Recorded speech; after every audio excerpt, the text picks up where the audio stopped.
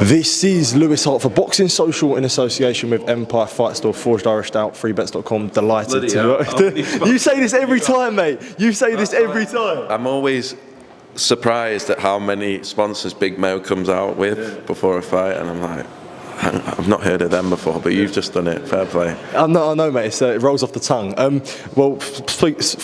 Focusing on the boxing, we just saw an incredible fight there between Fabio Wardley and Frazer Clarke. I think it was one of them where you'd either get a really entertaining fight or it would have been quite the opposite, but we got a really entertaining fight out there, and something where I see you getting emotionally invested in it very heavily. I suppose one of the great nights of your promoting career, I guess. Yeah, incredible night at the O2 just to be involved in. Now I've had time to calm down, get my bearings. Unbelievable night. Special fight, intense fight. Anyone involved in the fight, not necessarily an enjoyable fight because it was so brutal. I think Frazer probably did enough. I think he got punished for the knockdown and the point deduction. But incredible fight, and Fabio Wardley, who it doesn't matter how much punishment he's taking, I said it, he's still dangerous, and he's so tough. And he hung in there, and he got the draw, and incredible fight. Both guys should be really proud. As you said, a classic. And to have such a big audience tonight, and we knew we were going to have a huge audience tonight, so to give them that advert for British boxing, that British title advert at the O2 between two absolute warriors, delighted.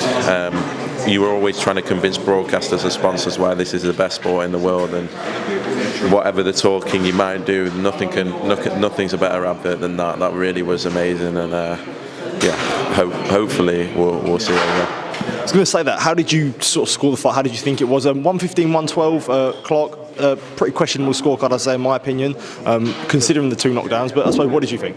I think considering the knockdown and deduction, yeah, I agree, but still think he did enough. Really won the first few rounds quite convincingly, came on strong. But neither man deserved to lose tonight. And yeah, if it wasn't for the knockdown and particularly the point deduction, then Frazer probably wins. But as I said, I can't complain. What a fight! Both guys remain unbeaten, and maybe I'll be looking back on this and it will have set up an absolute huge rematch. And it's weird that the Wardley Clarke thing just rumbles on.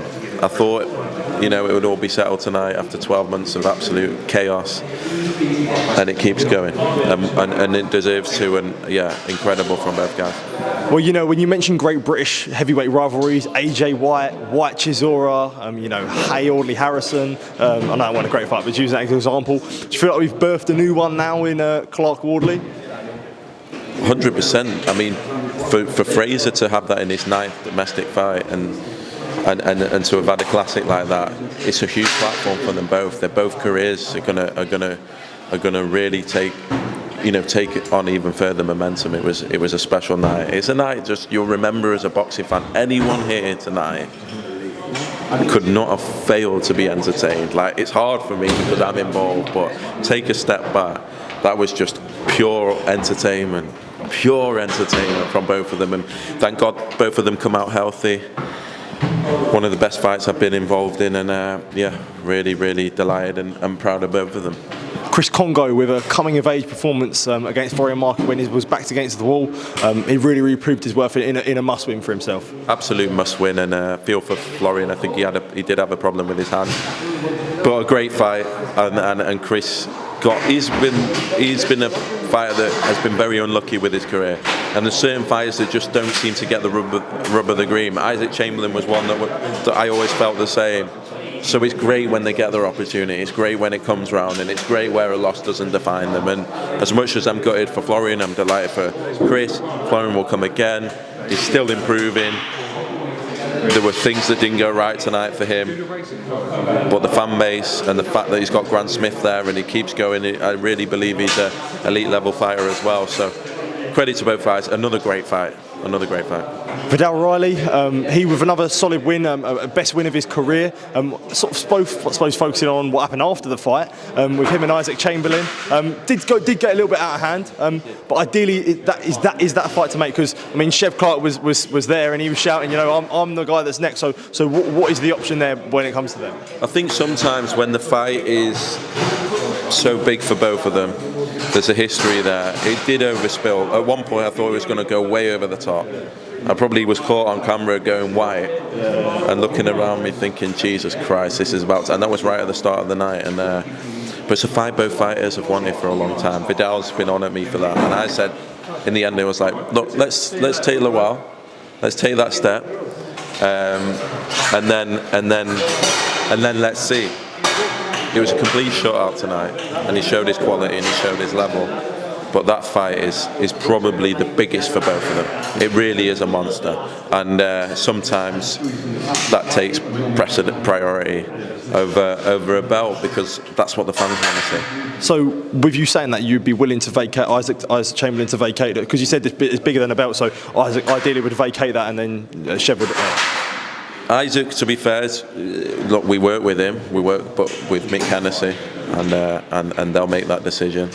But I think it's the biggest payday and the biggest fight, and it's another huge one. And I just want to see Viddal really tested, because sometimes, even though Mikel was dangerous tonight, it was a shutout. It was a complete shutout, and I want to see him in a real fight. And Isaac Chambers is a real fighter, only ever lost to world champions.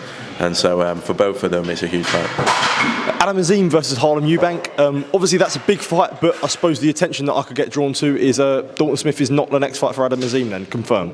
I think so. I think that fight, we said there were options. That fight's enormous, and for Adam, I think the opportunity to fight a Eubank, an unbeaten Eubank, a 30-year-old Eubank with 19 KOs, and the history between the McGuigans and the Eubanks as well, and Eubank Senior, it's a monster.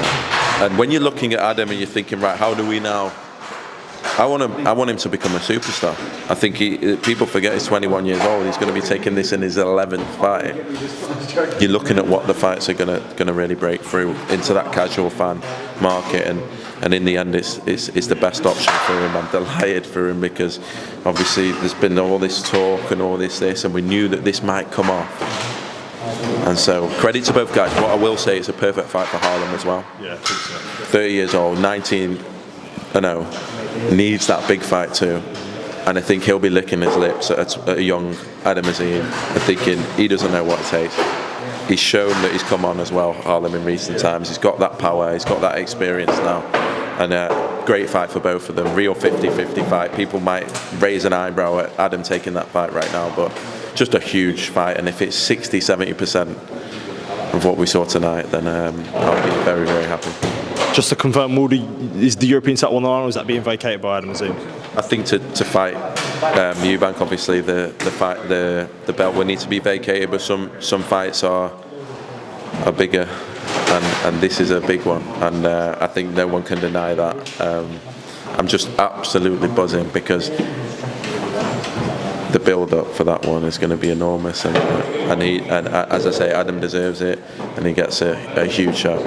Just a final one from myself, I suppose, just an overall look at the schedule. I know you've not had too many shows, but it's quality over quantity. Liverpool was a great show, Buatsi Aziz was a great show, this was a great show. So as the start of the year's go, it's not been too bad of one for Boxer, and exciting times ahead for big fights in the summer. Yeah, it's not been too bad. I think made the decision just to try and focus on putting the biggest cards that we can put together, delivering for the fighters. Luckily, the fighters are now in the position where they can take those big fights.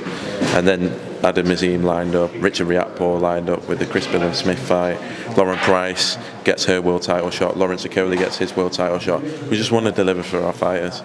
And sometimes you have to take a step back and think, right, what's the most important thing? But I have to say, yeah, we are focused on delivering those big nights. It's been an unbelievable start to the year. This one feels in particular very special, just because if you go through the card with Frazer and Ben and Viddal and Callum and Florian, Callum Simpson obviously had his fight tonight announced as well against Zach Chelly, which is another. Is there a date for that? Looking middle of the summer, but another big night for him. It's like a coming of age. It feels like, it's almost like the class of '92.